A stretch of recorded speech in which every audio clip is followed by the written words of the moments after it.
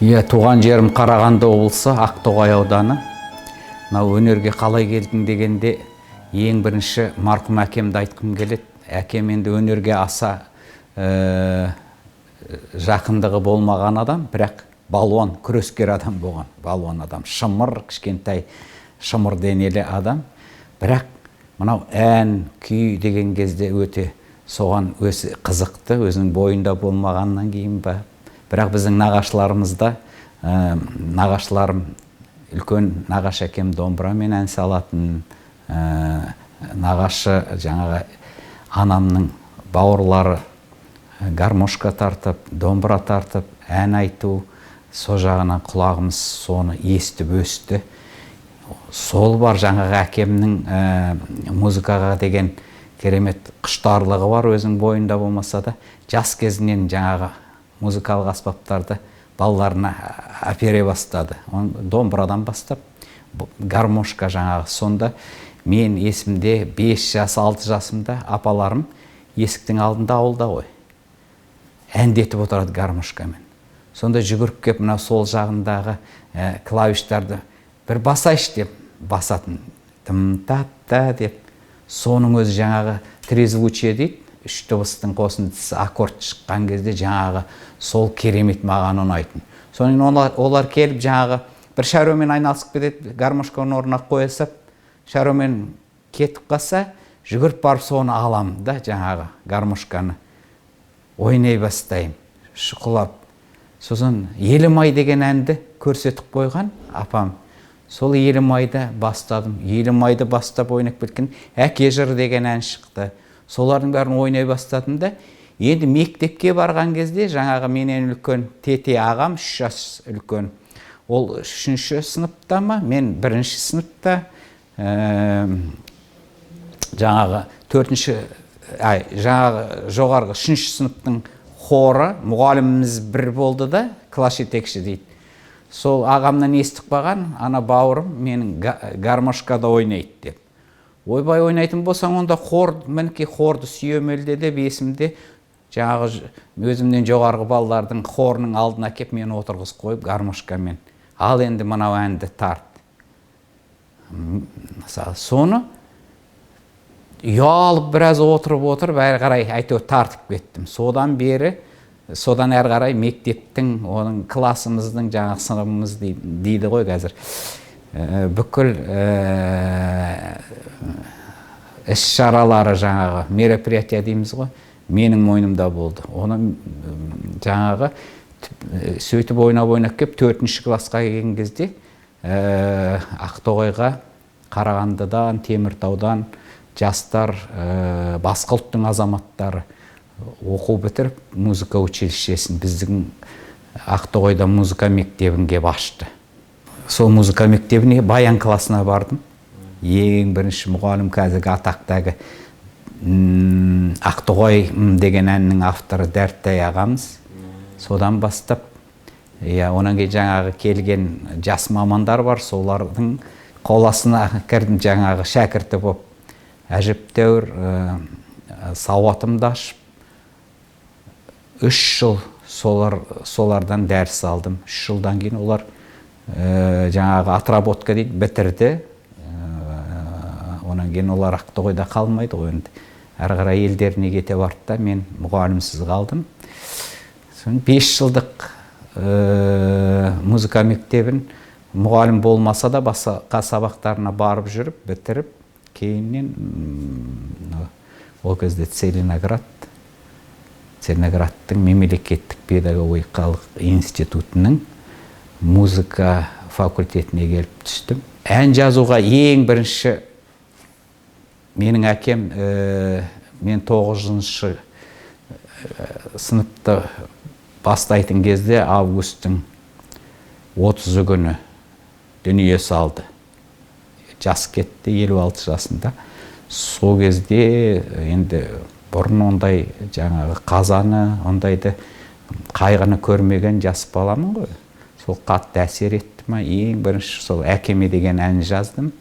Сол әкемені сол келер жаңа жылдың бағдарламасына аудандық жаңағы мерекелік концертке кіргізіп, сонда орындадым.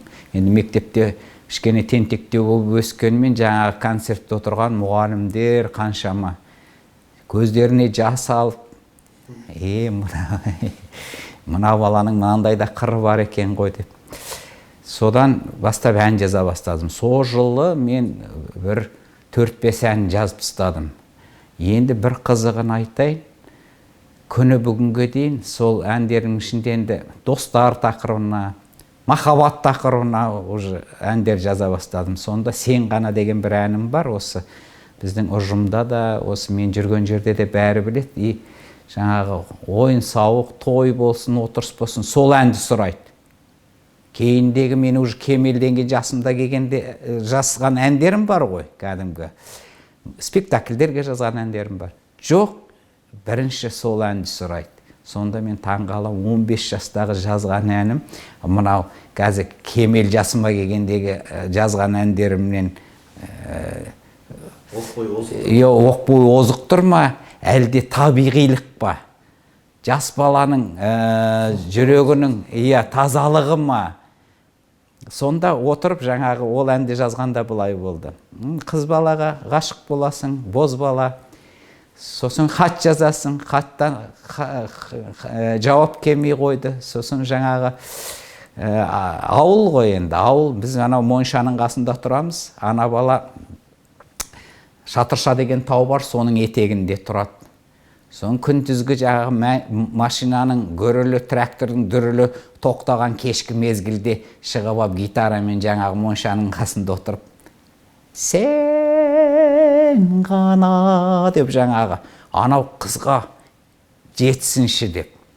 Солай әндетем, оны бүкіл Ақтоғай білетін болды кейіннен. Анау тағы зарлап атыр деп қалжыңдайтын жағдайға жетті. Бірақ сол әнді осы әнші болып жүрген азаматтардың бәрі естіп қалса, сол әнді сұрайды. Бірақ әлі де біреуі нақышына жеткізіп айта алмай қойды. Жезқазған қаласының филармониясында істеп жүрдім. Облыстық филармония, ол кезде Жезқазған облыс орталығы. Сол кезде Алпысбай деген марқұм досым болды. Алматы консерваториясының түлегі. Екеміз сол Ұлытау ансамблінде мен жетекші болдым Жезқазғанда, сонда бірге істеп жүрдік. Содан хабар жетті, Целиноград қаласында қазақ музыкалық драма театры ашылайын деп жатыр. Менің оқып кеткен жерім, оны жаңа Алпысбай марқұм естіп маған келіп, ойбай осындай Целиноградта театр ашылайын деп жатыр. Оған Жақып Омарұлы Омаров жетекшілік етіп, сол кісі труппа жинап жатыр екен. Ол кісі мен жас кезімнен білем. Сонда барсам қайтеді. Мен айттым, ойбай, Целиноград деген 9 жолдың торабы, керемет жер, барсаң бар. Кейін менде ойым бар, оқыған жерім ғой, барармын деп. Соған жаңағы Алпысбай марқұм келіп бас дирижер болып орналасты. Одан ол жұмысты бастап, бұрынғы Дворец Целинников дейді. Кейін конгресс-холл болды. Сол конгресс-холлда Ақан серімен 15 декабрьде 91 жылы ашылуы болды бұл театрдың. Енді ғимарат бұрынғы горком партии Целиноградтың соны берген театрға. Ол жерге спектакль қоюға сахна жоқ. Кішкентай ғана сахнасы бар, бір 2-3 метрлік. Ол жерге спектакль қоя алмайды, соның концертпен айналсақ, әзірге мынау сахна мәселесі шешілгенше деген шешім қабылдапты да, соны осы өзіміздің ғимараттың ашылуын немен бастаймыз, қандай концертпен? Шұғыл концерт жасау керек, не істейміз, оркестр сыймайды деп сондай мәселе туған. Сосын Алпысбай марқұм айтқан, Жақып аға, менің бір керемет досым бар, әріптесім. Соны шақырайықшы, осы концертті дайындасын. Көріңізші деп. Содан аяқ астынан маған телефон шалып, мен келдім, мен келіп өйтіп біткенше 2 күн 2,5 сутка ғана уақыт қалды. Алдым да жаңағы Мүйізі Қарағайдай Рамазан Баймағанбетов, Қайрат Кемаловтар бастаған Мүйізі Қарағайдай үлкен актерлар. Бастап кеттім жұмысты. Сонда 2 күннің ішінде жасаған концертіміз енді керемет сәттілік. Сонда мен 29 жастамын, 30 жастамын. Ән домбыра, сән домбыра деген қазақтың дүлдүлдері, Біржан, Ақан, жаңағы күйшілер, небір өнер саңлақтарының жаңа қоянды жәрмеңкесі сияқты жиналған бір кезеңі сияқты сондай бір концерт болды. Балуан Шолақ, содан сол дүлдүлдердің әндері айтылады. Ішінде жаңағы халық әндері, сол халық композиторларының әндерін өңдеп, бірнеше дауысқа, 4 дауысқа өңдеп, сахнаға шығару мақсат болған ғой. Соны мен жаңа сол бір 2 күнде бір 5-6 ән жасап үлгердім. Сонан кейін Жақып аға келіп, ал бауырым Амантай, келдің, рахмет, концертімізді жасадың, өте жоғары деңгейде өтті, халықтың ризашылығына бөленіп жатырмыз. Мінекей ақын деп жақсылап тұрып, гонорарын беріп, онан кейін ал енді әрі қарайғы жоспарың қалай? Ан жақта қалай жағдайың? Жағдайым филармонияда істеймін, жақында 2 бөлмелі үй берді, ұлым бар бір деп айтып отыр едім. Мен саған 3 бөлмелі үй берейін, сен осында кел, бас хормейстер болып деп. Өз құлағыма өзім сенбей, жаңағы жерде. Енді әр қарай жоспарда бар еді ғой, жаңа айтып кеттім. Өзім оқып кеткен жерім, Алпысбай досым осында. Сон кейін жақсы аға, келейін. Келесің, мынау Москва гостиницасында тұрасың, үй салынып жатыр, сол үйден 3 бөлмелі үй аласың 1 жылдан кейін деп. Жарайды деп келіп, жаңа гостиницасына, қонақ үйіне орналасып, бала шағаммен келіп, жаңағы бір ұлымды көтеріп ап, семьямызбен келіп, солай осы театрдан қалай шыққанын білмей қалдым. Мынау театрға бір кірген адам шыға алмайды, байланып қалады деп естушем. Бұның магиясы бар деп. Шынында солай екен. Мен музыкантпын ғой. Мен филармонияға, басқа оқу ошақтарына барсам да болатын еді ғой. Жоқ, бұл жердегі жаңағы тартып тұратын бір сиқыр мені күні бүгінге дейін мені осы театрда ұстап отыр десем болады. Жай театрымызда жаңағы сахнаны кеңейтті, реконструкция болды, онан кейін спектакльдер кетті. Спектакльдер басталды. Музыкалық спектакльдер көп болды біздің.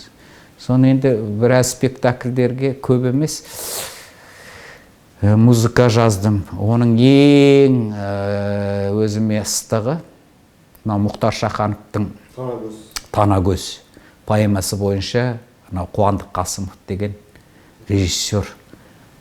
Оған ой қайдан келді? Бұл соған жаңағы спектакль қып жесін жазуға менің әнім бар, Махаббат серенадасы деген. Осы әнді естіп жүрді де, бұл күндегі, сол әнді айтшы дейді, айтам, сұрайды, айтып берем. Сосын бір күні келді, осындай ұсыныс жасады, осыған бірдеме жазсам деп жүредім. Шахановтың Танагөз керемет болып тұр. Әрі қарай тағы музыкасын жазшы, осындай бір поэтикалық дүние жасайық деп. Келісіп, әрі қарай Аққу дастан деген ән жаздым. Сосын жаңағы басқа оқып шығып жаздым. Лейтмотив. Оқып жаңағы әсерленіп, керемет әсершіл жас кезіміз ғой. Ой, ол керемет үлкен сенсация болған. Хорлан туралы жаңа поэма бар Шахановтың, соны оқиды. Музыканы композиция. Сонымен басталып кетеді. Әрі қарай жаңағы сал серілердің әндері, Біржан Салдың әндері бәрі бізде 4 дауыста керемет орындалады. Енді ол кезде музыкалық драма театр деген атына заты сай бірден бір театр біздікі ғана болды деп айта аламын. Сол заманда, сол кезде. Қадыр Жетпісбаев ағамыз келген кезде бір туындыны жасадым деп айта аламын. Ол кісі Махаббат аралы деген спектакльді қойды. Сонда басындағы задумка бойынша, басындағы ол кісінің ой бойынша, ол да музыкальны болу керек арасында деген. Сосын Махаббат аралы деген жаңағы неге ән жазу керек болды да. Сонда сол кездегі бір актрисамыз Ариана Абекова деген актриса істеген керемет, қайтыс болып кетіпті ол. Сол баланың текстіне бір ән жаздым. Енді бірақ ол кейіннен концепциясын өзгертіп жіберді де, спектакль басқаша жүрді. Бірақ мен өзіме жаңағы әннің қалғанын, соны мен Қадыр ағам солай, мен жаңа Аққайың ару деген ән жаздым сол спектакльге. Сонда сол Аққайың аруым арқылы Қадыр ағам көз алдыма келе қалады менің. Бірақ ән махаббат туралы, жалпы қыз туралы, қазақ қызы туралы солай байланыстырам. Өте творческий личность дейді орысша. Керемет кісі еді. Серік Ақсұңқарұлының Қасқырдың монологы деген өлеңі бар. Енді Серік Ақсұңқарұлы екеуміз бір ауылданбыз, Ақтоғайданбыз. Сосын жаңағы Секең айтам, Секе, өлеңіңіз керемет, жазғаныңыз керемет, бірақ оқи алмайсыз өлеңді деп. Сонда жаңағы Болат Ұзақов режиссер кеп, мен актерлардың алдына маған сол өлеңді оқытады. Вот қалай оқу керек бұл өлеңді. Сонда актерлардың алдында мен өлең оқып тұрмын. Жек көрем итті, алысып жүрем, шабысып жүрем қағынып, сайын даланың тағысымын мен. Не деген ғажап тағылық. Шауып түсем кіші ағысымды сыйғыз алмай ішіме, адамның алмас пышағысынды, ризамын азу тісіме. Қасқыр бабалар бар ұстардың мазасын алып манадан, иттермен болған қандырыстардың исін сеземін даладан. Қанқу сөз жүрек кегін үрлейді, қорлық қарғысқа пара-пар. Бізбенен иттің тегі бір дейді. Рас па қасқыр бабалар? Өлексе үшін жұлысқан болсақ, өмірі бітпей кегіміз, итпенен бірге туысқан болсақ, не болды ата тегіміз? Ала төбеттің астында қалар күн туғаным ақыры, не күндемейсіңдер, қасқыр бабалар, қағынып кеткен жатыры. Не күндемейсіңдер, ұрлық түнеді, жатқаным мынау жаушы, аспанның астын дүрліктіреді, үрген иттердің даусы.